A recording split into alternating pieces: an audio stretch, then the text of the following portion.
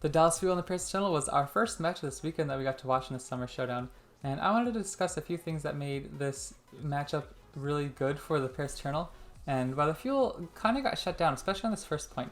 We see No and Gamsu get roasted almost immediately, and we should be surprised we don't see Sparkle in the lineup, right? Or even like XC or anything. But we see Decay in the lineup for the Dallas Fuel, which is interesting with everything that's been going on.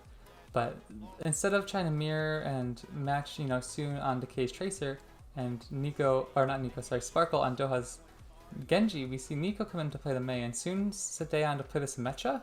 And it's a weird pick, and I think fans were surprised at first. But basically, it completely shuts down everything that the Dallas Fuel want to do.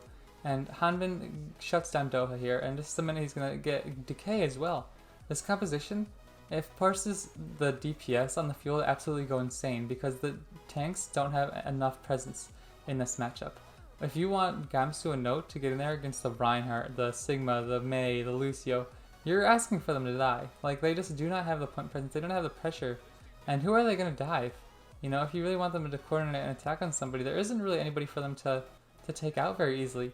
And that's going to lead to the Paris Channel taking this first point. At the end of this map, we'll actually see Soon having to switch to the Reaper once the Fuel recap it. But at that point, it's already like 99-0. And then Soon will go on to the Sombra to get one hack onto the Diva. That's all he needs. At that point, the commentators were worried, like, he doesn't have enough time for an EMP, but that's not what he was after. The Nico already had his Blizzard at that point, and so Soon switched into the Sombra just for 1 minute to get that hack on the Diva to secure the point. I don't even know if he got the hack on the Diva, but they ended up demeching the Diva at least, and that opened up the point and allowed the Paris Channel to take it. This first point wasn't an individual masterclass from players like Soon and Nico, but it was a tactical one, and I thought the coaches did a really nice job of putting their players into a position to win. Even if Sparkle's a great Genji, you didn't need it for this. Doha and Decay got completely shut down, Gamsu and Note couldn't do anything, and I thought it was kind of crazy they kept playing this tank duo for so long, and I'm pretty sure this would be the last map they'd play it. They wouldn't play it on King's Row or Hanamura or anything. But either way, it was a really solid performance from the Paris Channel to take map 1, and then let's move on to King's Row. So on this attack from the Paris Channel, we see them on Soon and Nico again with the Reaper and the Mei, and now we have the Lucio, Moira, and it's kind of like a little reminiscence of that brawling meta we had a few months ago, where teams would just come in and try to walk over each other, and the Paris Channel gets super aggro, and they're looking to push in here against the Fuel, which is completely exactly where the Paris Channel wants to be. They want to be in this close range where they can just walk over them, but they get stunned out, and this is huge. The Immortality Field comes down to help save them for a little bit, and Doha is able to find Soon. Soon only has 14% ult charge at this point, and Doha is absolutely able to put into the work on this Genji here, even though it's in a crazy close quarters combat where you really think the Paris Channel's composition would be able to walk over them and kind of just take the fight for their own once you get into close quarters. Doha's able to get up to his blade, and that's big, isn't it? He gets up to his blade in that first fight. Soon, 20% ult charge, and Nico's at 50, and we see that it's kind of crazy because, yeah, Doha comes in, has his blade. FD God's only 50% to his ultimate, and by the time he uses his blade in this next fight, he's going to be able to get it up to 60% by the time the fight ends. And FD God so far away from his beat, that's one of the only things on this map that really helped stop these blades from Doha. Look again, the Paris Channel trying to get super aggressive, but Crimzo takes down Soon again. Soon was only at 34%. But look, as Doha gets this crazy blade, he's able to take out quite a few of the players at least one, and do a lot of damage to Reinhardt. And Benbest basically 1 HP as he moves in, and Doha's able to just finish him off. Dashes through 3 of them, he's able to get huge deflect onto them. And it's just these Genji mechanics that, even if the blade itself didn't get so many kills, he got a lot of value out of it. And by the time the fight ends, look right now, he's at 63% already. And he's going to be at 73% now. It's that quick, he's just grinding up that blade. And by the time the fight begins again, now that FD God was picked off by Decay, Doha's going to have a blade and able to really help start this Paris Channel attack again. But FD God does have the beat this time, and like I was saying earlier, that was one of the only things that I saw, I'm surprised I didn't see more as teams tried to shut down Genjis this weekend, is that we saw lots of Baptiste Brigida. But Hanman's going to move in here. I want to talk about him for a minute. He did really well this game, I thought. He had a ton of final blows throughout the series. On the first 2 maps specifically, and Hanamura, he had a ton of final blows, especially under the DPS, which was really crazy. I thought he played really well. Benbest I thought could have had a better series. He wasn't terrible, but later in this map, on one of their final pushes, He gets super aggro when he's about 20-30% of his ult charge. He tries to go on a flank, and he gets walled off by the Mei that Doha ends up switching to, and gets picked off and melted within a second or two, getting almost no value and completely wasting an attack. But overall, it was a really nice map from the Fuel. Doha's Genji really carried them to this first point. I thought Decay played well, but right here Doha gets caught out, and that also allows them, the Eternal, to play this first, take this first point. Doha actually ends up using his deflect while standing on the fountain, which was a bit silly that he was so far out in the open while his team was so far back. And it was just kind of like one of those things where they're out of sync, and maybe Doha was getting a bit bloodthirsty after getting his first few blades so quickly. But either way, the Paris Eternal would take this first point, and then it'd be a bit of a struggle through the rest of the map as they all tried to move on, and they would end up getting held as they're trying to move into third point, and the field would be able to come in and take it. So let's move on to Hanamura. Now in Hanamura, we see Xe and Sparkle come in for the Paris Eternal over Soon and Nico, which I think was a good call. Soon and Nico had their value, but I thought it was kind of crazy that Nico was in for both maps, because obviously we know Sparkle's a great Genji, Xe is a great Widow and everything, but Nico's win rate is only like 45% of teamfight win rates this season compared to Nico, Soon, and Sparkle, or Xe, Soon, and Sparkle, who all have something in the 55s area. And with that said, Xe and Sparkle are going to come in and really mix it up again in this matchup. Instead of playing the Mei Reaper or anything like that, now it's just a straight up Widow and Genji. And Decay is going to have to struggle here. We get a nice move by the Fuel to really put the Paris Eternal into this one little room.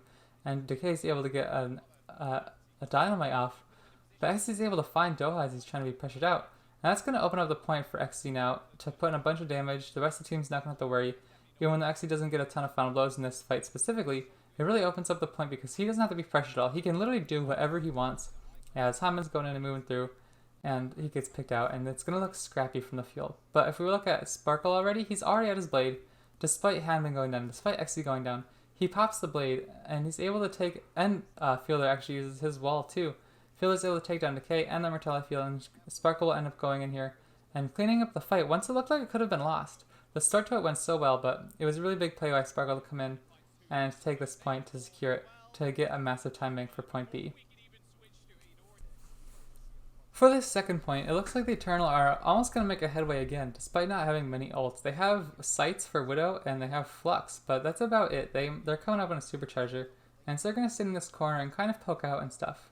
Note's coming up on his Flux, and he's going to, or Xe's going to find Decay, sorry.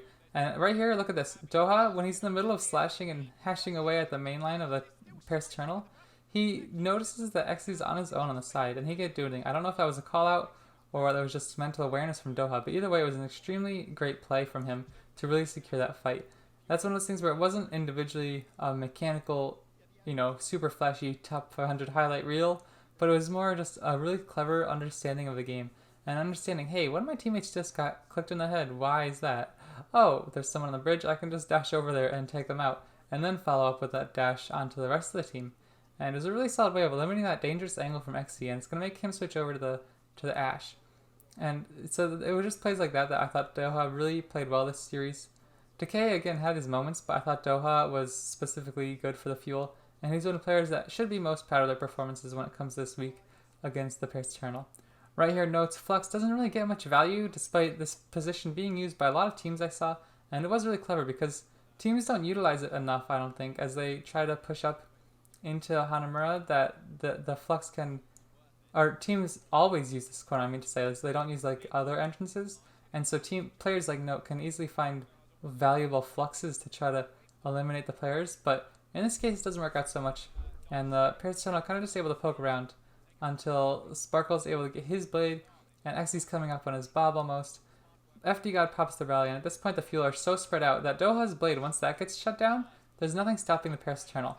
Sparkle uses his blade to completely distract like four members of the DOS Fuel, and in the meantime Xe pops the Bob, everyone else is able to get the kills while they're so distracted with Sparkle's Genji, and they're able to take a cap on Hanamura with over 3 minutes of time.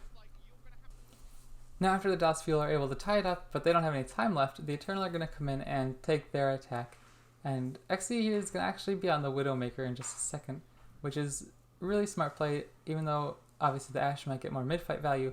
Xe is actually going to be the hero for this point. We talked about this being a schematic and tactical decision from the Eternal that really won the series, but this is one of those moments where Xe's Widow really came in clutch.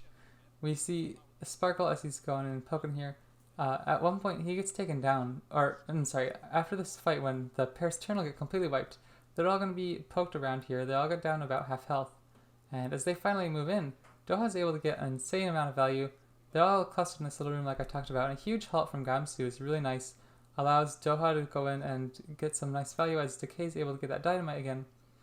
And at this point we see Decay's already at 70%, FD God goes down, and Doha's able to come in here and dash through everybody and get a whole bunch of charge and damage done. And it's a complete wipe for the Paris Eternal, and they're all sent back to spawn.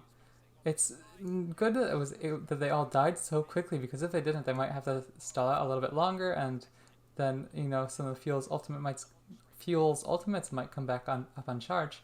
But because it's so quick, the Paris Eternal are able to regroup easily.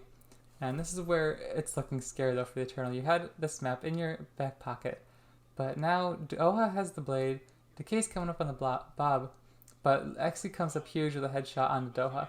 And that's going to completely open up a point. There's no one to really pressure him anymore once he takes these angles. And you see the Fuel, they all have to just start backing out, but they kind of forget there's only one technique to be taken. And at that point, it's just an easy cap for the Paris Eternal, and they're able to take map 2. So overall, I want to talk about the series as being not only just an individual, well-played series from the Eternal. I don't think they needed to rely on anybody coming up huge with 4,000 headshots. It was just, you know, those key headshots that Exy's going to hit from time to time. Sparkle's got his crazy Genji play, Hanbin's really good Sigma. You can rely on things like that, you know? You don't need a super hard carry 67% elimination performance from Exy in order to win these series. And I thought it was a really smart series from the Paris Eternal tactically. They did a really good job managing the roster of who to substitute in, and overall the compositions played out really well. And so I thought that was a really good sign for them moving forward, but the field should be proud too. Doha especially I thought played really well, and I believe we'd end up seeing Onigod on map 4 for the Dallas Fuel. But in the end, it came down to some key plays from the Paris Eternal. They were able to take the series, and overall I was very impressed with them day one, and I look forward to seeing them in the rest of the Summer Showdown.